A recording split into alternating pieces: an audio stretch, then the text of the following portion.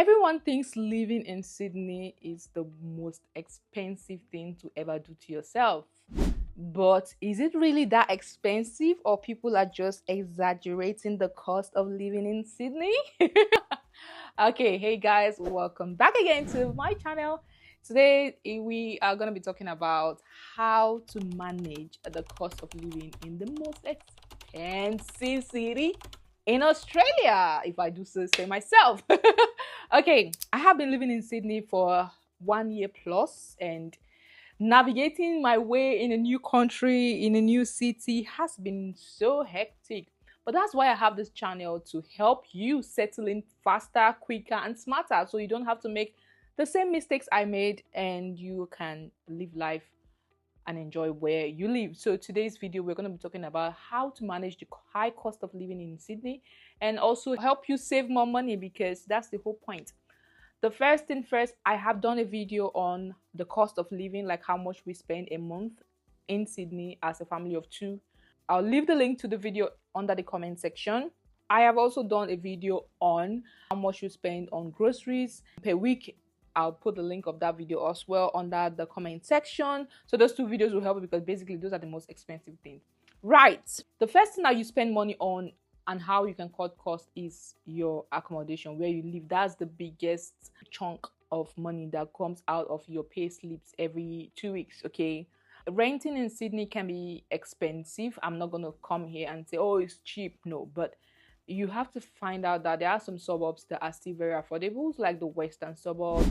Just outer city areas are quite affordable to families. Or if you're looking at units, you can look units close to outer areas that are still very close to the public transport system, where you can easily come to the CBD, or it depends on where you got a job. Okay, but there are still some areas that are quite affordable. What you have to do is to go on realestates.com or Domain or Homely, depending on the one you're using, and put a figure on how much you want to spend maximum per week. If you want to spend 500 per week, put a figure and just filter it and see the proximity it is from wherever you be living, and how far it will be to your workplace or church or wherever. But there are some areas in Sydney that you get a decent accommodation for like 500 per week for 2 beds. Okay, and it's still like less than 40 kilometers from the CBD, which is not too bad. Okay, you don't have to live in the CBD itself.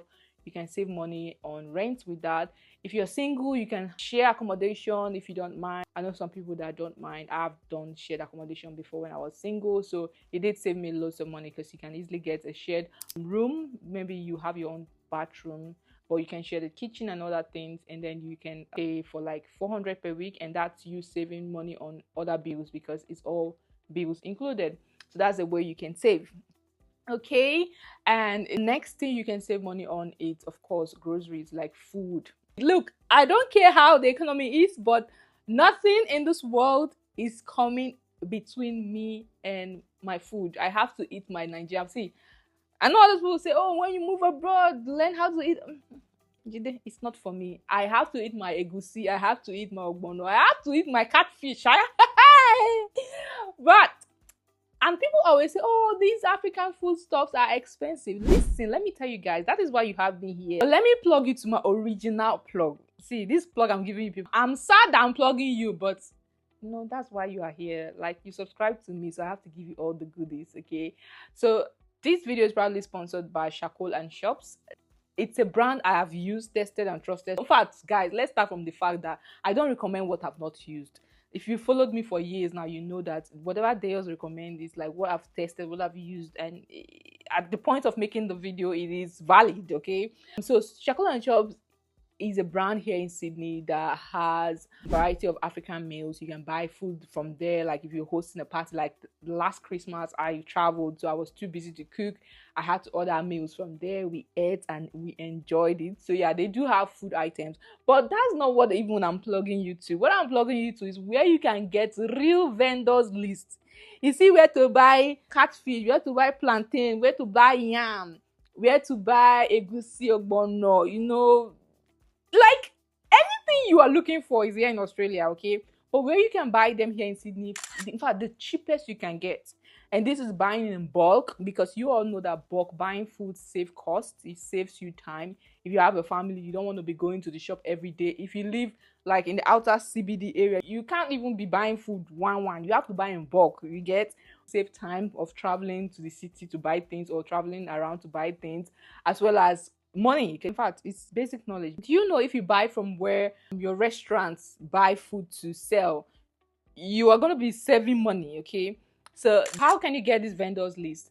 The good thing is that Shackle and Shops is currently offering a course where you can watch full videos on her experience, on how she buy things and how she gets everything here in Sydney done. And that's not all. When you buy this course, you also get a full list, like 5 pages. Like, guys, I bought the course. I don't want to show you that because it's me showing you expo. But I'm going to show you a glimpse of what you are getting. Okay, I'll show you the sites. Like, let me show you.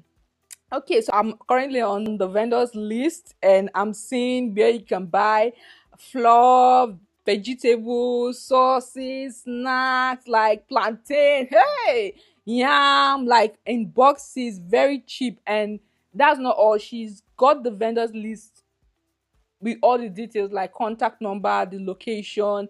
If you are in Sydney, if you've missed this list, I don't know what you are doing, because you're ending up spending so much money buying from retailers when you should be buying from wholesale just to save costs. I've also done a video on Paddy's Market. If you've been to Paddy's Market before, you know that it's very big. I did a video, but there's a list here where she mentioned the best place in Paddy Market where you can buy things. When I went to Paddy Market, I was roaming around the whole place, okay? But if I had this list then, I would have just gone straight to the vendor and buy what I wanted to buy, cheaper, better quality.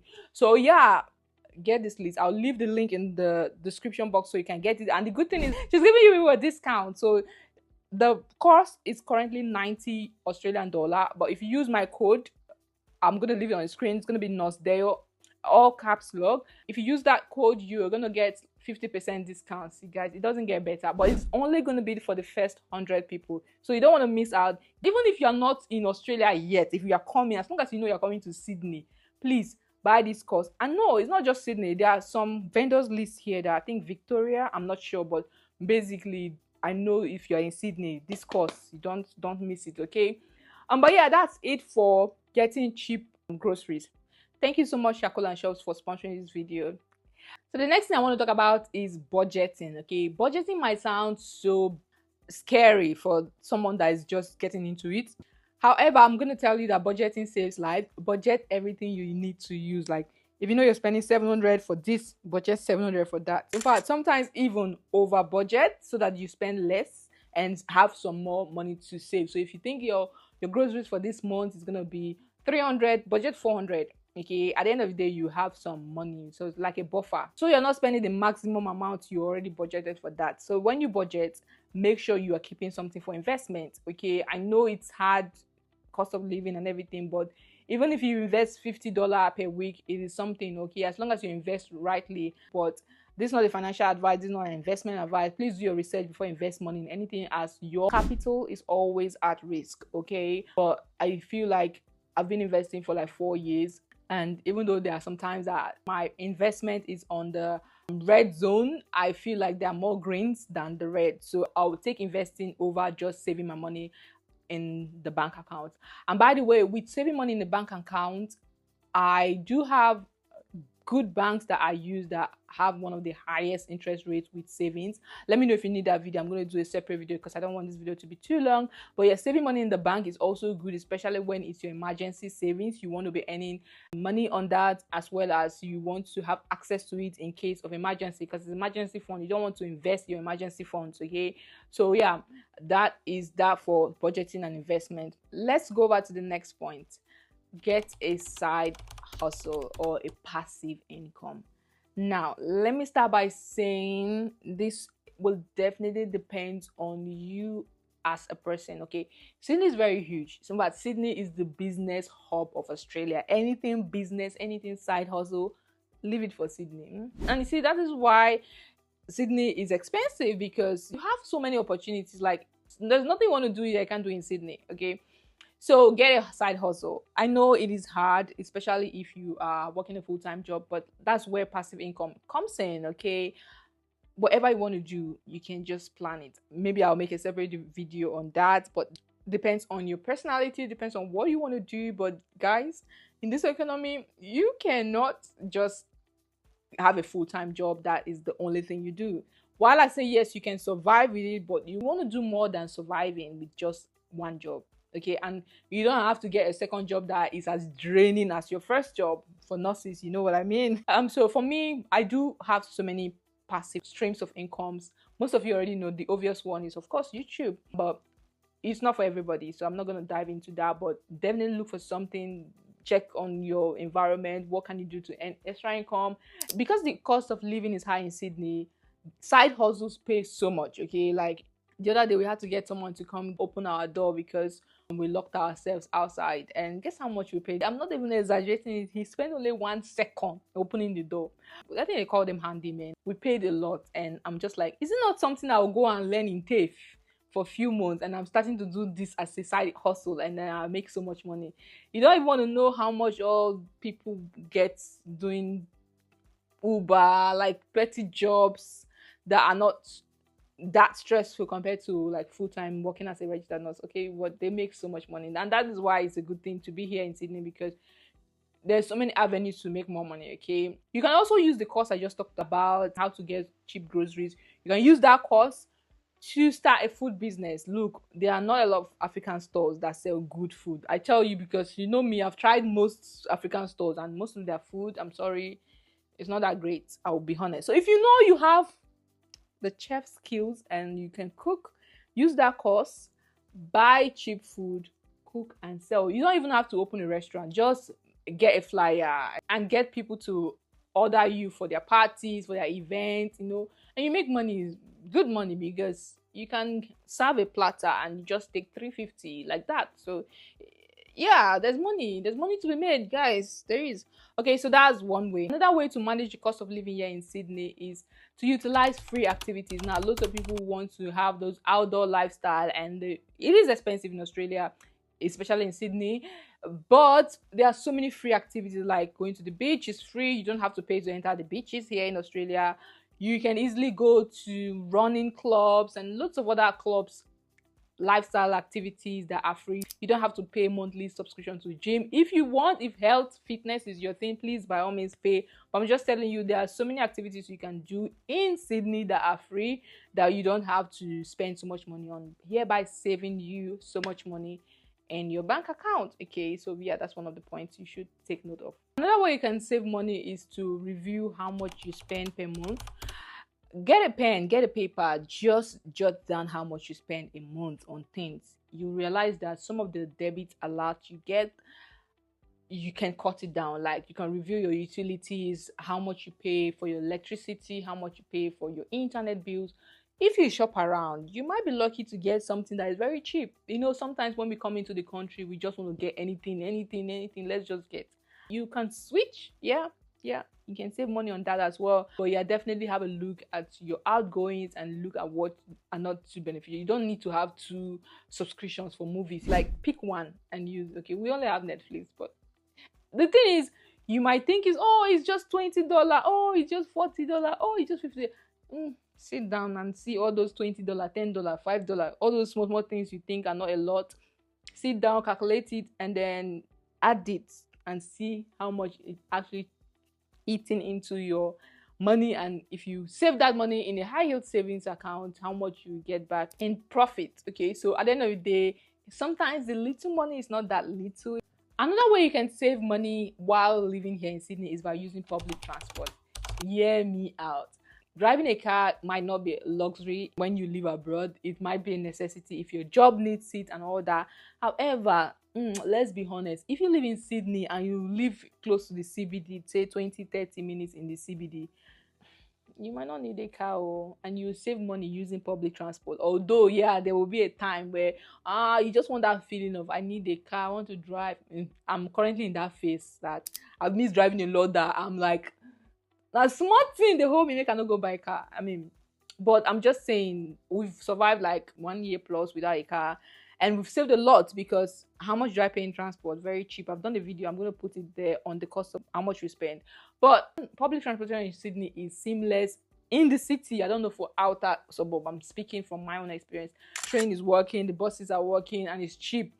Compared to if you own a car, how much you pay for maintenance, petrol, and all the every gbogbo tigbo. So yeah, you might save money if you live in the city, not city gongon, but like city area, and you have access to public transport that is seamless and reliable. Because I've heard so many stories that some parts of Australia the transport is not reliable. Even me, I've experienced it. Let me know, like when I was in Tasmania, people already know the story. If it's reliable, just manage with it first, and then later when you have enough money you can live la vida loca, because all of us want to drive big cars, let's not lie. Me, in fact, not all of us, me, I love good things and I love a good car, okay?